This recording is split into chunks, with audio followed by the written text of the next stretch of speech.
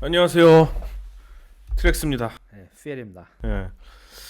우리가 기존에 이제 오디온이란 것을 설명하기 위해서 앞에 뭐 어떻게 소리에 대한 얘기를 하면서 음악 얘기도 하고 그런 얘기를 좀 많이 다뤘어요. 네. 사실 이제 반도체가 어떻게 해서 만들어졌는지 그거는 이제 벨 연구소 이제 전화기를 만들었던 벨 연구소에서 왜 시작될 수밖에 없었는지 그거는 첫 번째 소리를 전달하는 데에 기술을 갖고 있었던 그 벨 연구소가 어떻게 하면 더 멀리 멀리 소리를 전달하는 거에 이제 고민을 했었고 그 고민의 결과가 대륙 횡단을 위해서 그래서 이제 오디온이라는 걸 발견하게 됐고 거기서 멈추지 않고 더 한 발자국 더 나가게 된 게 바로 지금 트랜지스터라는 거죠. 그래 결국 반도체가 이제 진공관을 대체하게 되는데 그 이유가 있어. 왜 그러냐면은 진공관이 이제 수요 필요성이 갈수록 많아지기 시작한 거죠. 그래서 막 크게도 만들고 막 더 큰 중폭으로 해서 막 했는데 아까 전에 이제 프랭크 주익 이제 그 벨 연구소장 이제 진공관 오디오인을 통해서 대륙 횡단 그, 그 한마디로 전송할 수 있는 신호를 전송할 수 있는 거를 발명하게 된 주익이 이거가 좀 더 개량을 해야 되지 않을까? 너무 이게 열이 나면 펑펑 터져버리는 거야. 원래 이게 기본적으로 열도 많이 나고 에너지를 너무 많이 쓰다 보니까 이거를 근본적으로 해결할 수 있는 방법이 뭐가 없을까? 이 진공관 같은 경우 이 정도로 크게 만들었는데도 이제 효과가 좀 덜하니까 이거 진공관을 이제 그때 당시에 이제 진공관이 스위치 역할도 하고 교류 증류 정류도 하고 신호 중폭도 많은 기능을 하고 있는데 이게 신뢰성이 좀 떨어지는 거죠. 신뢰성이 많이 떨어져서 그리고 제작이 너무 어려웠어. 제작 방법이 돈이 너무 많이 들어가는 거야. 유리를 시작해야 되고 또 크게 만들어야 되고 발열이 너무 심해서 사실은 신뢰성도 많이 떨어진 거죠. 금방 고장 났고 그리고 전기도 무지하게 먹고 그리고 외부 환경에도 너무 취약해갖고 충격이 조금만 가더라도 바로 고장 나버리고 결정적으로 해서 수명이 너무 짧았어요. 예. 그리고 중간에 이제 이게 터져버리면 바로 통신 신호가 바로 중단되는 거니까 이게 신호가 중간에 유실된다는 거는 지금은 상상할 수 없는 거잖아요. 그렇죠. 예. 지금 상상할 수 없는데 그때 당시에는 이것 때문에 신호가 중단되는 케이스가 꽤 많았다고 그래요. 어. 그래서 이거 진공관을 대체를 해야 된다. 대체할 수 있는 방법이 뭐가 없을까? 그래서 이때 당시에 이제 벨 연구소의 2대 소장이 이제 올리버 버클리라는 사람이고 위 사진 왼쪽부터 올리버 버클리, 3대 소장이 머빈 켈리 중간에 있는 사람이고 4대 소장이 제이스 피스크 그다음에 프랭크 주이시인데 제이시라고 써놨네 여기서는 맨 아래 맨 왼쪽 이 사람이 이제 프랭크 주이시라는 사람인 거죠. 이 위대한 사람들인 거야. 사실은 이 사람들이 벨 연구소의 그 아마도 르네상스를 이끌게 간 사람들인 거죠. 켈리와 그 팀은 이제 중계기용 진공관의 수명을 획기적으로 늘렸는데 아직까지도 불안한 거죠. 대체가 대체 뭔가 생각하고 있었던 거죠. 그리고 1936년대 벨 연구소는 연구부장으로 승진한 켈리 나중에 이제 켈리가 이제 머빈 켈리가 3대 소장이 되는데 그때까지만 해도 연구부장이었던 켈리가 유명 대학에서 각 분야의 인재들을 이제 끌어모으고 있었어요. 돈도 많았으니까 옷가네가 중요해. 옷가네가 많으면은 이제 엄청난 사람들 데려올 수가 있는 거죠. 예, 예. 그중 진공관 대체 발명품을 개발하는데 주도적 역할을 한 천재 고체 물리학자 윌리엄 쇼클리도 이 데려온 사람 중에 한 명이었었던 거죠. 윌리엄 쇼클리 물론 이 인성 파괴자. 이 사람이 고향이 어딘지 알아요? 여기 써져 있어. 팔로알토라고. 팔로알토에. 팔로알토. 이 사람이 고향이 그 외가가 있던 고향보다는 외가가 있던 외할머니가 있었던 데가 이제 팔로알토였나 봐. 그래서 유년 시절 여기서 보내요. 그리고 캘리포니아 공과대학교까지 졸업하고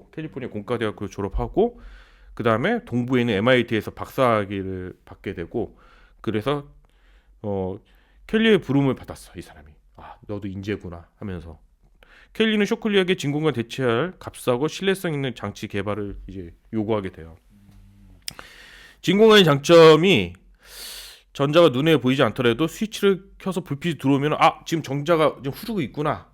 이거 직관적으로 알 수가 있게끔 하는 게 장점이었는데 쇼클리는 이제 진공관 대체 장치가 고체 물리에서 찾을 수 있을 거라는 거라 어렴풋이 생각을 해. 이제 고체 안에 에너지가 있을 거다.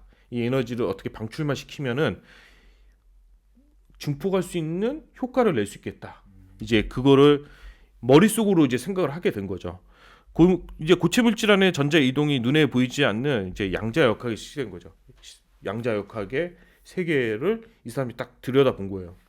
근데 이론적인 거는 머릿속에 있는데 실적으로 이제 이게 될지 안 될지 몰랐던 거죠. 캘리포니아 대학교, 이 사람이 나왔던 캘리포니아 공과대학교. 이게 캘리포니아 유명한 대학교죠. 버클리. 이게 어디냐? MIT야. 기가 막히지 않아? 아무나 갈 수 없는. 이제 내 세대는 못 가지. 이제 여행 가야지 여행. 여행 가갖고 이제 문 열어 달라고 그래갖고 한번 들어가 볼까? 뭐 이렇게. 우리 자식들도 희망이 없어. 저도 없어요. 그렇지. 우리 자식들도 여행 가야 될 것 같아. 여행 가야 돼.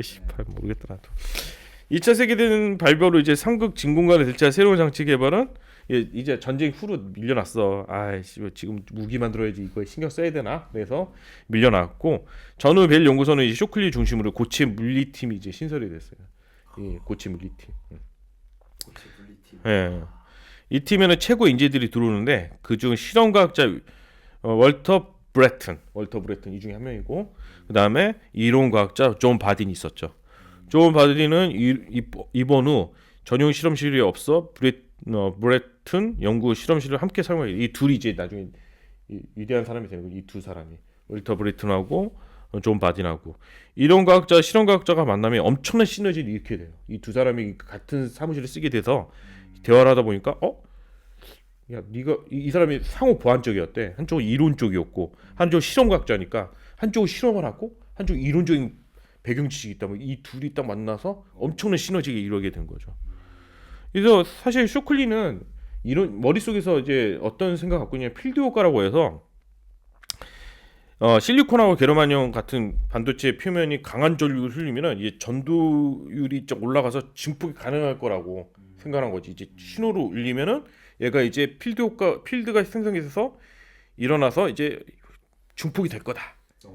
이런 망상까지는 아니고 이런 한마디로 상상을 한번 해본 거예요. 그러나 1945년 6월부터 1946년 1월까지 수없이 실험했지만 이 필드 효과가 일어나질 않는 거죠. 그리고 사실 필드 효과는 옛 것도 아니었어. 원래 이런 가설이 있었어. 이런 가설이 원래 있었기 때문에 이게 근데 문제는 이 사람이 가설을 했지만 실험을 실패했는데 가능성은 있을 거라는 거를 염두에 두고 있었던 건 있었죠. 감이 있네요. 감은 있었지. 쇼클리가 감은 있었지. 그러니까 좀 또라이들이 감은 있어. 그래서 반도체 갇힌 전자를 외부로 나오지 못하고 왜 속박되어 있는가? 아무리 에너지를 부여를 해도 이게 왜 방출이 안 되지? 왜 방출이 안 될까? 막 굉장히 짱구로 굴려왔죠. 반도체에 갇힌 전자가 외부로 나오지 못하고 왜 속박돼 있을까? 이 의문을 계속 있다가 고체 물리팀은 속박된 전자를 움직이게 하려면 반도체 표면을 부셔야 된다고 생각하는 거죠. 이걸 깨 부시고 안에서 이걸 끄집어내려면 이 안에 크랙을 줘야 된다고 생각을 한 거예요. 어떻게 하면 표면에 전자를 나오게 하는지 굉장히 고민한 거죠. 이거는 갇혀 있는 거는 나오게 할 수 없다. 크랙을 주자. 그 크랙을 주자라는 것을 이제 이 사람들이 이론적으로 더 한 발자국 나가게 된 거죠. 내가 가장 좋아하는 소설 중에 하나가 이제 데미안 헤르만 헤세의 데미안이라고 있어요. 데미안 뭐 다 아는 사람 알고 있는 프락삭스가 이제 아래에서 깨어 나와서 세상을 마주해야 된다. 뭐 이런 이 굉장히 위대한 소설 중에 하나죠. 어쨌든 내 힘으로 이 껍데기를 부셔야 된다.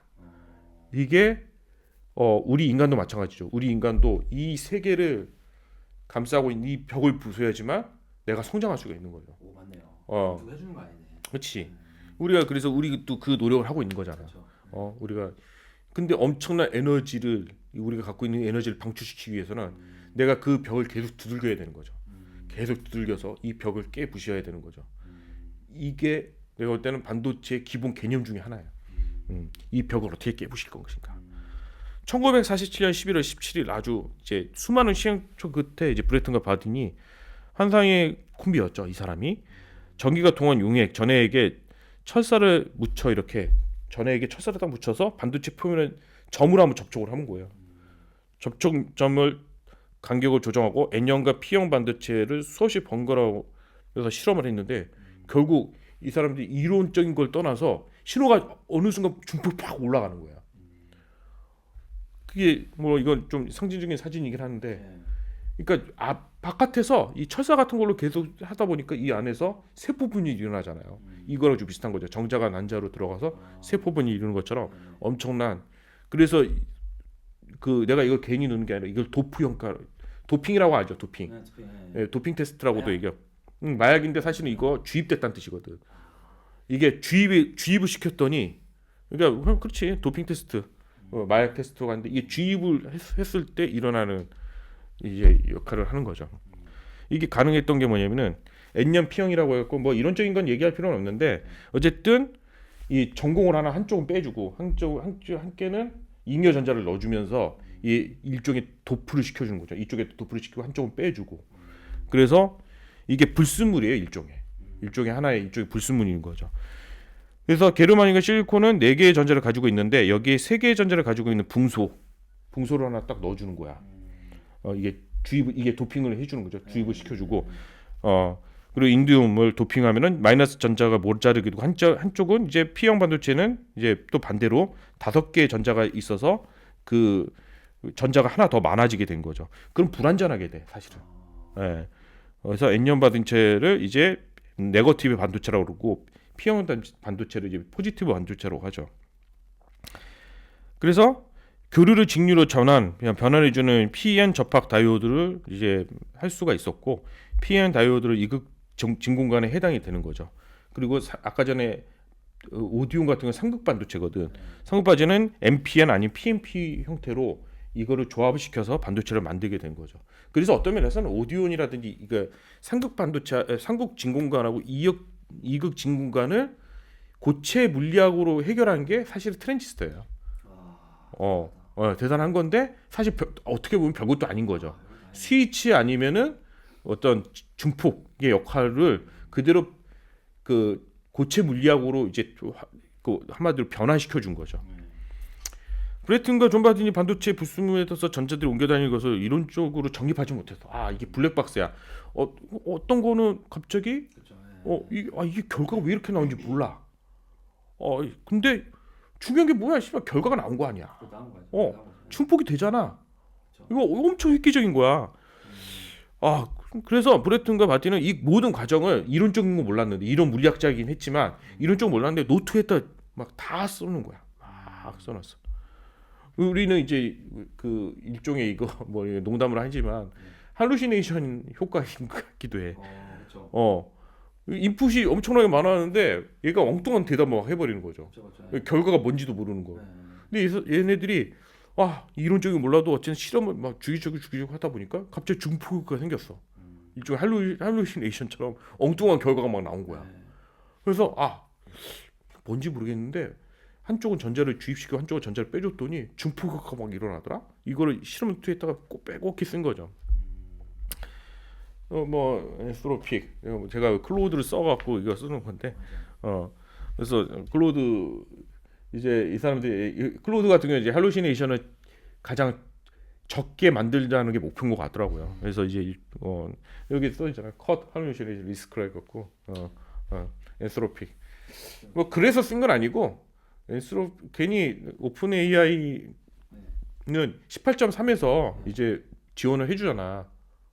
아이폰에서 18.4에서 한글 이제 18.3에서 지원이 되고 18.4에서 이제 한글 그 애플 인텔리전스가 되면은 얘가 기본적으로 오픈 AI 챗 GPT 4가 들어가 있더라고. 대박. 그래서 내가 클로드 써. 클로드는 아직 지원이 안 돼 있어서 그걸 해서 내가 클로드 쓰죠. 왜요? 두 가지 다 쓰고 싶어서. 맥에서는 챗 GPT 4를 쓰고 싶고 회사에서는 클로드를 한번 써서 두 개를 한번 비교해 보려고. 그게 애플 인텔리전스예요? 애플 인텔리전스의 그 애드온 기능이지. 애플 인텔리전스 있고 외부에서 내가 검색을 해야 될 게 또 있으면은 좀 더 구체적인 걸 검색할 때는 이제 얘가 오픈 AI에는 챗 GPT를 활용을 하는 거죠. 언제부터요? 지금도 미국 버전은 되고 18.4 같은 경우는 이제 4월 달부터. 아 진짜. 아, 어. 4월 달. 4월 달 거죠. 18.4구나. 응. 이제 처음 만들었던 이 반도체인 거죠. 이게 일종의 주입을 한 거야. 여기 보면은 이제 전자를 주입을 해서 이런 식으로 해서 게르마늄 아니면은 그 실리콘에다가 1947년 12월 23일에 브래든과 바디는 벨 연구소 경영진에서 자기의 기기를 이제 시연을 한 거예요. 딱 이걸로 음속 신호가 뭔지 모르겠지만 18배가 증폭을 한 거예요. 18배가. 18배. 트랜지스터가 세상에 첫 보인 첫날이었어요. 이때가요. 12월 23일. 그렇지. 이 발명품은 음성을 증폭하는 것 이상이었음을 당신은 미처 깨닫지 못했어요. 이게 단지 벨 연구소에는 오디오를 대체할 수 있어. 여기에 흥분을 했지. 이 트랜지스터가 갖고 있는 이 어마어마한 내재적 가치를 그때 당시 아무도 몰랐어. 그냥 이제 우리 진공관 3 같은 진공관 이제 안 써도 되겠네. 거기에만 집중을 한 거죠. 이제 삼극 진공관, 오디오의 삼극 진공관. 이걸로 대체를 하자. 그래서 이게 아주 조잡해 보이잖아. 처음에는 이 반도체가 되게 처음에 조잡해 보였던 거지. 이런 생각을 했을까? 어마어마한 생각을 한 거죠. 똑같이 밥 먹고 크는데 어떻게 이런 생각을 했지? 제가 한때 좋아했던 이게 질투는 나의 힘이라는 그 영화가 안 봤죠 이거 영화. 네. 영화 재밌어. 야 이거 비디오 케이스다. DVD를. 질투는 나의 힘. 이 영화 재밌어요. 나중에 한번 봐봐. 여기 보면은 뭐 내용은 여기서 얘기할 필요는 없는데 내가 이거를 갖고 온 이유가 고체 물리학 팀장이었던 쇼클리 때문에 이 사진 갖고 왔어. 쇼클리가 필드 효과를 계속 밀었었는데 필드 효과라는 이제 성과가 별로 없는 거야. 근데 이거 트랜지스터 자기 밑에 있는 수아 브래든과 월터 브래든과 이제 그 두 명이 트랜지스터 발명을 딱 해버렸네. 존 바딘하고 월터 브래든하고 존 바딘이 여기에 쇼클리가 빡친 거지. 내가 더 천재인데. 내가 이 새끼들을 불러왔는데 얘는 내 밑에 하수인들인데 이 질투가 온몸에 휩싸이게 된 거예요. 여기 그래서 원래는 이 질투의 나의 힘은 원래는 시예요. 기용도가 찐 시험인데 그래서 아주 오랜 세월이 흐른 뒤에 이제 힘없이 뭐 쭉 나오는데 여기 보면 그토록 기록 것이 많았구나. 이게 뭐냐면은 사실은 브래든과 알터 브랜드가 이제 존 바딘이 기록을 어마어마하게 해놓은 거예요. 이거를. 근데 이 상사니까 이거를 자기는 이렇게 볼 수가 있잖아. 이거를 그대로 자기가 가져가. 그래서 뭘 만드냐? 저판유 트랜지스터를 이제 이 쇼클리가 발명하게 되는데 이 좀 양아치 새끼인 게 이게 쇼클리가 이제 자신의 트랜지스터 발명자 아닌 것을 이제 납당을 하게 된 거야. 내가 내 밑에 있는 애들이 트랜지스터 발명했는데 난 뭐지? 근데 쥐가 같이 솔직히 같은 부서에 있으니까 좀 착했으면은 얘가 안 끼워줬겠어? 얘 성격이 더럽거든. 그러니까 뭐 인간 쓰레기였어 성격이. 근데 존 바딘과 월터 브래든보다 이 새로운 장치에 끼칠 영향에 대해서 얘가 조금 빨랐어. 얘네들이 어마어마한 걸 발명을 했구나. 이게 그냥 증폭하는 게 중요한 게 아니고 이 발명품으로 세상을 바꿀 수 있다는 거는 이 촉이 왔어. 그래서 트랜지스터는 신호를 증폭하는 삼극 진공관 중계기의 대체품 정도가 아닌 걸 알았어 얘가. 트랜지스터 발명에 있어서 브랜드가 바딘 어느 연구 기록에도 쇼클리는 이제 이름이 없었던 거죠. 얘가 노트를 작성한 거 아닌데 이 노트를 근데 싹 가져와서 어떻게 했냐? 그리고 필드 효과를 얘가 주창을 했는데 필드 효과라는 거는 또 얘 작품이 아니야. 줄리어드 릴리언 필드라는 사람이 사실 그 필드 이 이름 때문에 필드 효과인 거거든. 이게 이미 아이디어는 20년 전에 낸 거야. 이제 에너지가 안에 있고 에너지를 바깥으로 빼내면은 이제 나오는 효과 가설인 게 필드 효과인 건데 그래서 사실 스포트라이트가 트랜지스터를 받으면 받을수록 쇼클리는 더 초라해질 뿐이죠. 엄청 초라해진 거야. 그래서 이제 엄청나게 우울하게 있는데 이 새끼가 딱 이 노트를 다 빼돌려 갖고 1947년 12월 말에 이제 호텔방에 그 노트를 갖고 들어가 브래든과 바딘이 여태까지 연구 노트를 싹 다 가져와서 이틀 동안 이론 얘네들이 씨발 노트는 기록을 엄청나게 했는데 이론적인 바탕을 설계를 안 했구나. 이론적인 거를 얘네가 안 했구나. 그래서 미친 듯이 이걸 파요. 이 노트를 보고 이론적 설계를 해. 그래서 트랜지스터 이론을 솔직히 얘가 정립을 해요. 그래서 기존의 점 접촉 트랜지스터 단점 극복해서 이 접촉촉, 그러니까 점접촉이 아니라 아까 전에는 이게 점접촉이잖아요. 대단하다. 이게 점 접촉이잖아. 점에 접촉하는 건데 얘는 어떻게 하면 예를 들어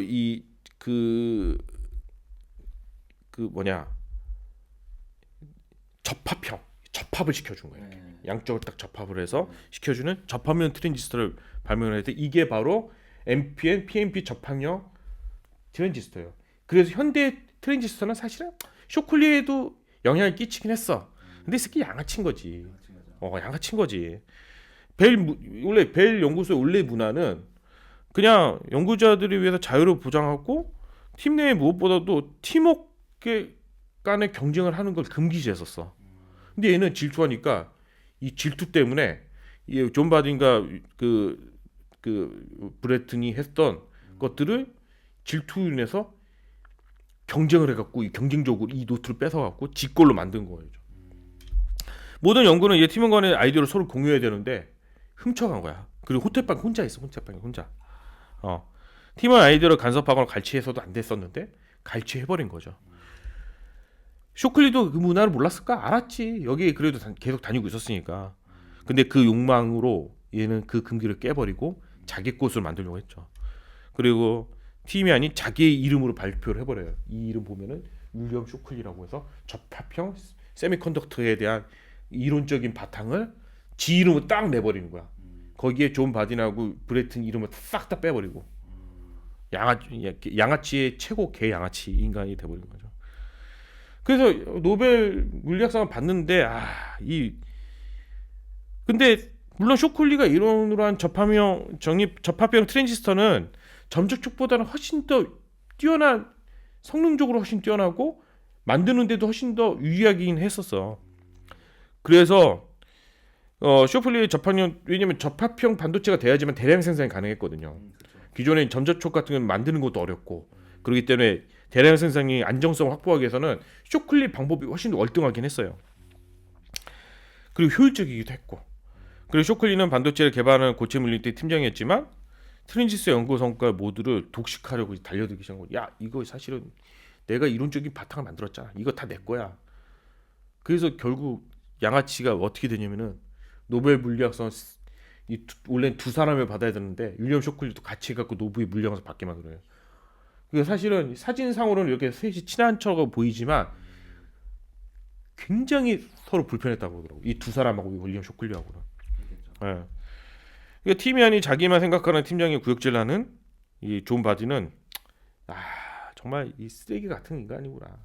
근데 트랜지스터 개발에 가장 크게 기여했음에 불구하고 연구소를 떠나서 인류원이 대학교 가버려 그냥. 너무 짜증나갖고. 절친 존 바딘이 연구소를 떠나자 열받은 월터 브래튼도 부소장인 마빈 켈리에게 쇼클리 팀장이 자격이 없을 뿐만 아니라 모든 성과를 독식하려고 한다고 해서 그 고발을 해버려. 저 새끼 쓰레기예요. 저 새끼 지가 다 먹으려고 그래요. 이제 친구까지 떠나게 됐으니까 완전 빡치게 된 거죠. 그래서 이 사이코패스인 거지.